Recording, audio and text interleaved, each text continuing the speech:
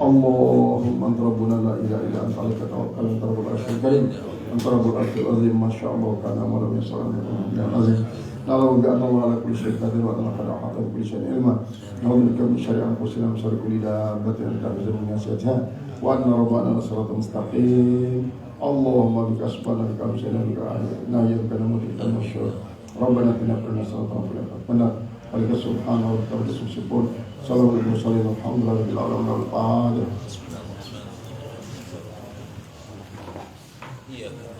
Wali arwah walidaina bidan walidina wa syaikhina al-fatiha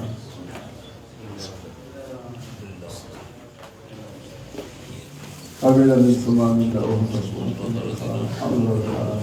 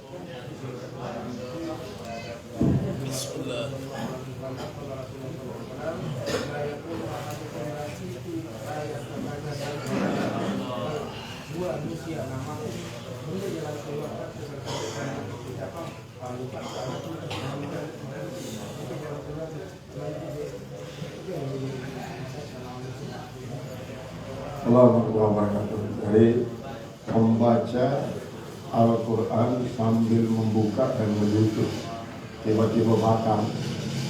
Intes adian ini dalam keadaan terbuka lalu diri kurang adab Al-Quran. Sementara kita perlu untuk wudu. Wudu kan harus tinggal, maka harus mempergunakan suatu alat untuk menutupi, misalnya sorban atau sapu tangan isi muka, sehingga dia terkelentur dalam kondisi menghormati anu baik anu baik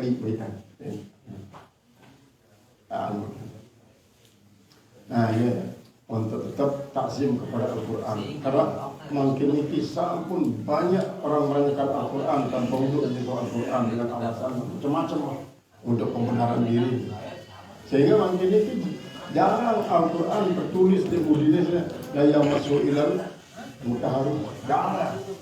Saya tertulis kadang-kadang Al-Quran Hamid, Al-Quran sekolah-sekolah, jarang tulis la yamassu ilal mutahharun, karena orang dianggap lagi menghormati Al-Quran dan cara wudu. Padahal apalah salahnya untuk wudu? Bahwa wudu itu mulazamah. Kesidang hadis qudsi mengatakan bahwa man haddatha wa lam yatawadda faqad jafan, man haddatha wa tawadda'a wa lam yusalli faqad jafan, wa man haddatha wa tawadda'a wa shalla wa lam yad'u faqad jafan, man haddatha tawada'a wa shalla wada'a thumma lam astajib du'ahu faqad jafatu walastu rabban jafwan. Saya dalam keadaan saya batal wudunya, artinya tidak langsung wudu, berarti kurang ajar dari aku. Saya batal wudu dan wudu, namun dia salah pada wudu, kurang ajar dari aku. Saya batal wudunya, artinya bila wudu, kemudian sholat, lalu dia berdoa, berarti kurang ajar masih aku. Saya batal wudunya, terus wudu, sholat, berdoa, nanti dia terima permintaan Allah Ta'ala, berarti akulah si kurang ajar. Lalu jalan, segera aku jadi Tuhan kurang ajar dengan Allah Ta'ala. Yang menunjukkan bahwa sampai menyentuh firman Allah, walaupun dalam keadaan barangkali kan lamun Imam Hambali sampai terpukul 1000 kali babak belur untuk mengakui Al-Quran ini sebagai siddiq kadim demi tiba-tiba generasi lain dia hormati Al-Quran, dia neparan bahwa wajib berwudu untuk menyentuh Al-Quran. Kadang-kadang Al-Quran turun di pangkat dan dulu Al-Quran. Nah ini ciri-ciri apabila satu Quran dan tulisan lah yang masuk dalam taharul lapisnya, kemudian biasa. Lalu tanda ekspresi daripada ini dia hormat di Al-Quran. Ya. Maka tetap harus sopan. Ini malah sebelum yang sedang baca ya, kemudian tiba-tiba batal dulu, dan ketinggalan yang dalam keadaan buka, berarti kita suruh adab pada Al-Quran. Padahal untuk benda itu, maka tutuplah dia dengan sesuatu isi. Jadi teman-teman yang salah solwan atau sorbet atau pihak kita isi tutup seperti itu tetap harus kasih pada Al-Quran.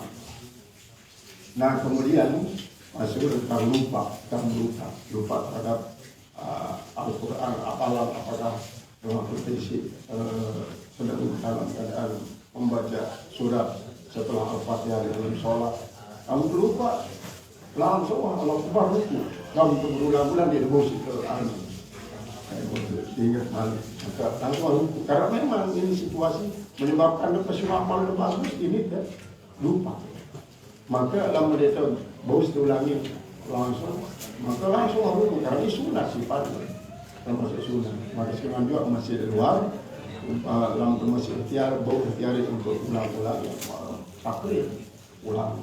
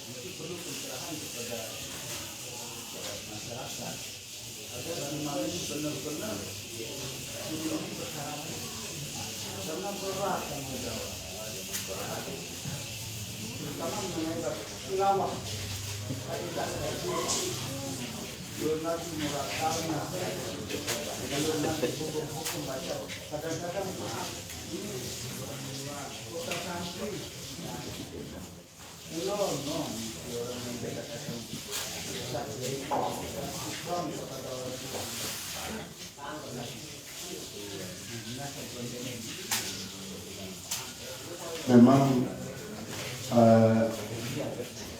tapi yang dibahas dalam ilmu hadis untuk jadi imam itu bila perlu kalau kita tidak dipaksakan jangan.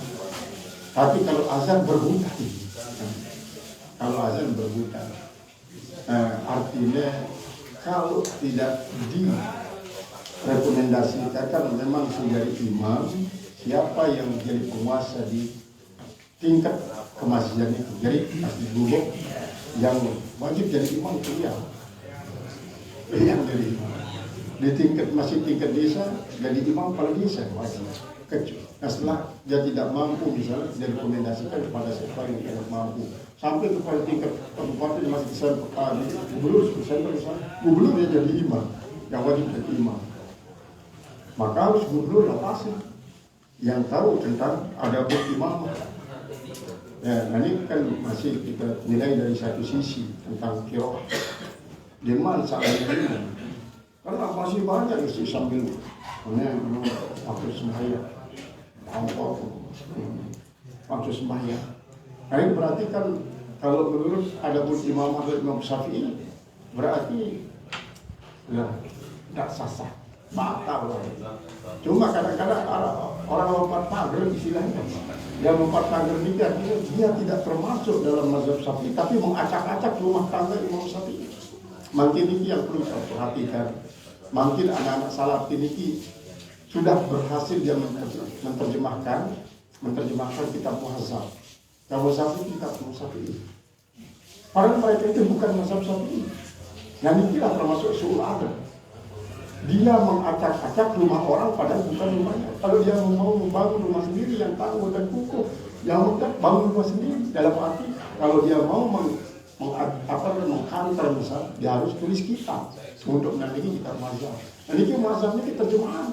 Terus banyak dia mengatasnamakan Imam Syafi'i bahwa ini tidak boleh, akhirnya yang itu kan bingung. Jadi memang jadi imam ini kadang-kadang yang lebih parah adalah yang di belakang imam. Yang di belakang imam ini, coba penulis hadis 9 di Masjid Islam Center, ketika Jumat siapa yang di belakang imam ini? Yang di dekat imam ini siapa? Imamnya memang udah muda, para kori dan kori. Dari segi tilawah dan qiraat tajwidnya kita akui. Tapi dalam hal-hal lain, kemudian lebih parah di belakang. Siapa di belakang mereka? Ketika terjadi kesalahan, mampukah mereka itu untuk memberikan isyarat? Nah, kemudian memang dari segi akhlak itu sudah mulai rapuh, karena banyak orang yang tidak memindahkan akhlak. Karena kita berakhlak itu dianggap syirik. Karena mereka tapi jadi mati yang peluru misalnya, Assalamualaikum kepada mereka ini tidak dijawab. Karena yang peluru dianggap paling bid'ah. Karena dianggap paling bid'ah, itu bukan saudara saya. Padahal Nabi kita sama, Al-Quran kita sama, kiblat kita sama, tidak dianggap saudara. Ini dia katakan ahli munkar. Hanya dengan sebab mereka menganggap kita ahli bid'ah. Ini kita yang bahayanya di sana. Memang sebaru terjemahan perlu yang perlu seleksi. Oleh sebab itu kembali kepada kitab asli, mazhab tidak asli yang tidak sebelum terjemahkan ini banyak terjadi penyimpangan. Sampai selesai 4 jilid yang di terjemahan ini 4 jilid. Maka inilah yang membutuhkan betul-betul generasi daripada yang Syafi'i atau yang ahli mazhab al-arba'ah untuk semakin kuat dan semakin pintar. Karena mereka itu didukung dengan dana. Terjemahkan kitab ini, sisipkan ini dana.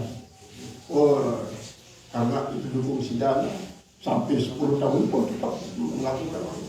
Terus itu dibagikan secara cuma-cuma di masjid-masjid. Dan terus bahkan sampai ke pondok-pondok pesantren, dikatakan pondok pesantren modern itu ya perlu bisa hati-hati. Yang dianggap pondok pesantren modern itu jadi lahan mereka. Terus disisipkan hukum maulid, bid'ah dalalah, yang melakukannya masuk neraka. Ya, jadi betul-betul hati-hati para para pemangku jabatan formal. Jadi kadang-kadang pemangku pejabatan formal ini kadang-kadang menjadi perhatian karena sibuk dengan jabatannya. Jadi perhatian padahal untuk menyelamatkan generasi ini pejabat formal, karena an-nasu ala millati imamihim. Seringkali masyarakat itu akan mengikuti agama daripada pemimpinnya. Kalau pemimpinnya itu soleh, maka akan merumuskan sesuatu yang mengarah pada kesalehan. Termasuk pada sebelum ini tentang masalah ada imam yang sudah mulai rapuh.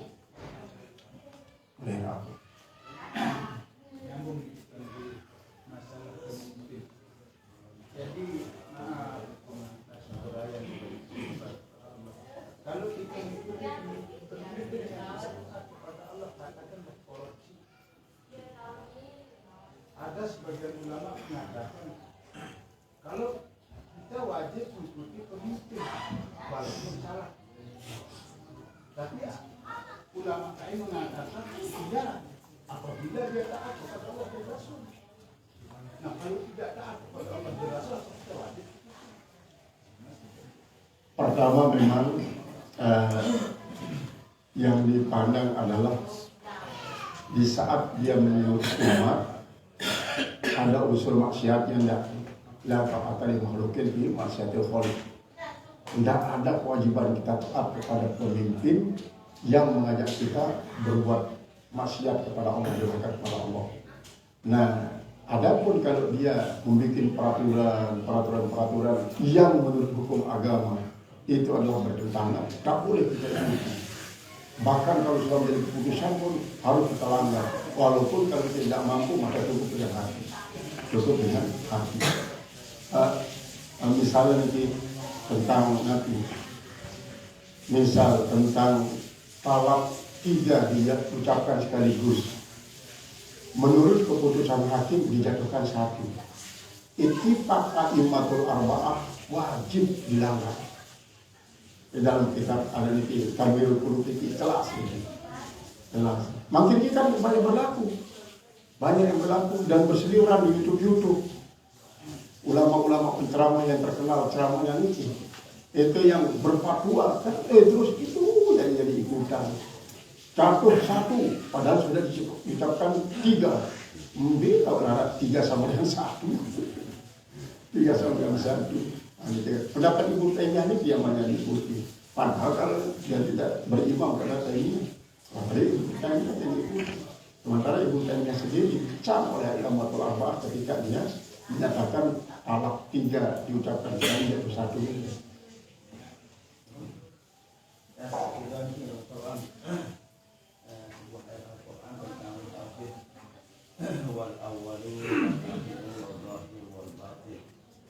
Yang paling tidak sama itu wazahir zatnya maksudnya Zatnya memang zahir. Nah inilah yang dimaksudkan dengan Allah itu nyata dalam kesenyapan dan senyap dalam kenyataan. Nah inilah zahir dan batin. Artinya bagi hamba Allah yang dibukakan hijab untuk melihat zat Allah, nyata zat Allah. Artinya mungkin Allah kan masih hijab ini masalah. Banyak hijab ini yang menyebabkan tidak mungkin karena la tudrikul absar wa huwa yudrikul absar wa huwa latiful khabir. Tidak bisa dilihat oleh absar dalam arti ainul rasi. Nah, adapun lamun absar dalam arti basirah yakni lamun sampai kepada hakul basirah, maka basirah ini akan dapat melihat sesuatu yang tidak bisa dilihat oleh kebanyakan orang. Nah, jadi karena banyak hijab, maka yang belum tidak bisa melihat Allah Ta'ala. Jadi az-zahir wal batin. Dari zahirnya itu nanti ketika yang belum di surga akan zahir dia. Wujuhu yawma idzin li rabbiha nazira. Jadi wajah-wajah pada waktu itu nadhirah itu berseri-seri. Kemudian berseri-seri karena ila rabbihi nazira. Karena memandang zat Allah, hakikat Allah itu zahir di dalam surga. Namun di bumi karena banyak hijab. Nah, namun yang perlu sampai meninggal, hijab ini hilang. Meninggal saja sudah bisa kita melihat Allah di alam barzakh ini. Apalagi para wali, pada pendidikan suci. Ketika dia berkomunikasi dengan Allah, tidak ada hijab dalam alam barzakh. Karena sudah menjadi Raudatul Miryadil Jannah.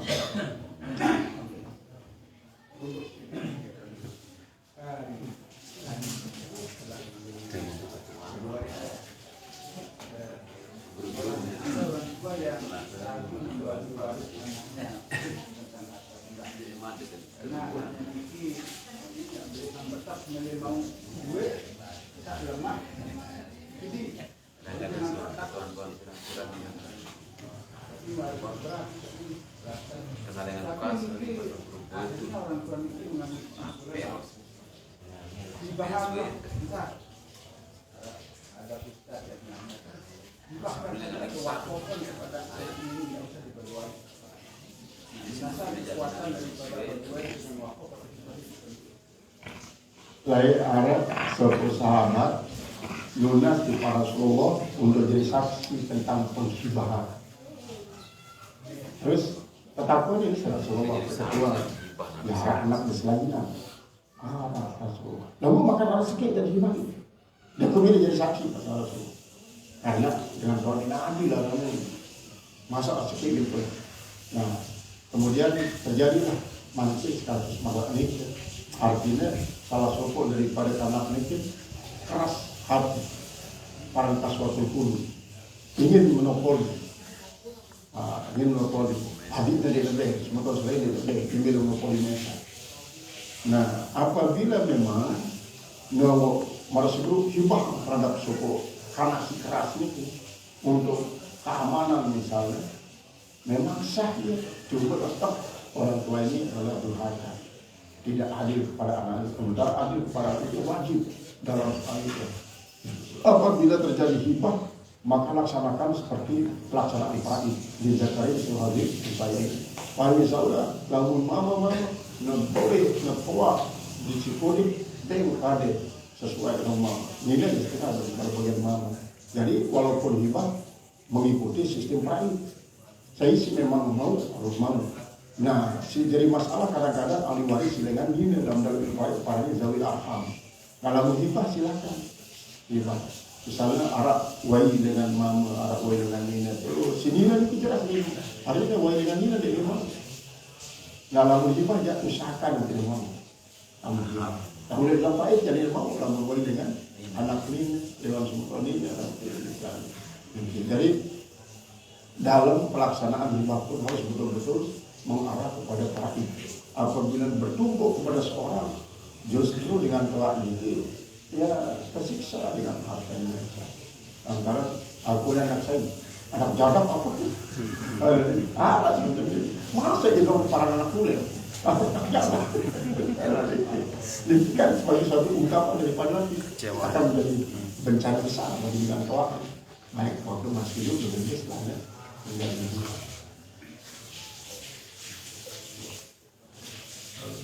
Nah, cukup. Ini tentang materi berkata dalam membaca Al-Quran banyak kita dengar orang head itu boleh membaca Al-Quran ketika dia menghafal atau dengan hafalannya. Hukum ini memang ada ulama dengan kasar zikir. Jadi tidak dietikatkan sebagai firman Allah tapi sebagai zikir biasa. Nah dengan demikian melafazkan boleh walaupun dalam keadaan dan pasti untuk kepentingan memperkuat hafalan tapi tetap kasarnya adalah zikir. Nah cuma yang ragu apakah mereka diajarkan untuk berkasar zikir atau tidak, atau hanya sekedar untuk kepentingan penguatan hafalan. Yang benar adalah boleh bagi tiang pelunggu membaca Al-Quran dalam keadaan janabah, tetapi dengan kasar zikir. Jangan etikatkan sebagai firman Allah, karena bagaimanapun kita tetap takzim. Maka untuk bisa melanjutkan aktivitas kita di saat kita sedang ada manik, ada penghalang, ada halangan, maka kasar zikir. Kasar zikir. Nah setelah kita dalam keadaan suci kembali etikatkan sebagai Al-Quran. Nah dengan demikian kita tidak dianggap melecehkan Al-Quran. Ini yang sekarang ini yang selalu banyak hafal Al-Quran, tapi akhlaknya terhadap Al-Quran itu don. Inilah orang-orang semacam ini yang rubah Qur'an wal Quran. Jadi wajib diajarkan akhlak terhadap Al-Quran itu sekali. Akhlak terhadap Al-Quran. Berarti Imam Ahmad bin Hanbal hadis lebih jutaan hadis dapat, apalagi Al-Quran. Tapi tetap saja dia tazim kepada Al-Quran. Ini kadang-kadang baru menghafal Al-Quran 30 juz sudah akhlak tidak diperhatikan. Karena dia sudah bangga dengan hafalan yang 30 juz itu. Dia terabaikan. Orang tua tidak dihormati, apalagi gurunya tidak dihormati, tetangga-tetangga tidak dihormati.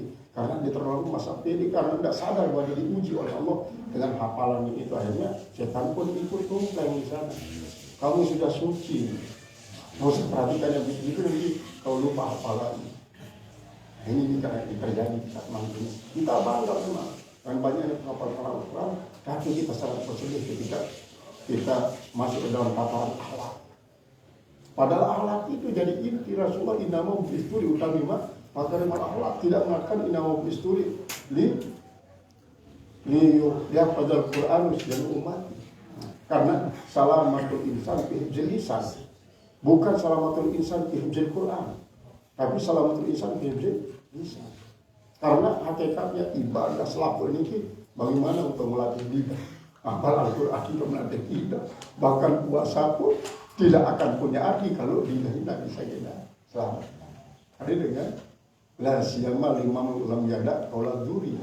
Tidak dianggap orang itu puasa kalau tidak bisa meninggalkan ucapan yang jelek. Ucapan jelek itu artinya tidak menghormati orang yang kata-kata.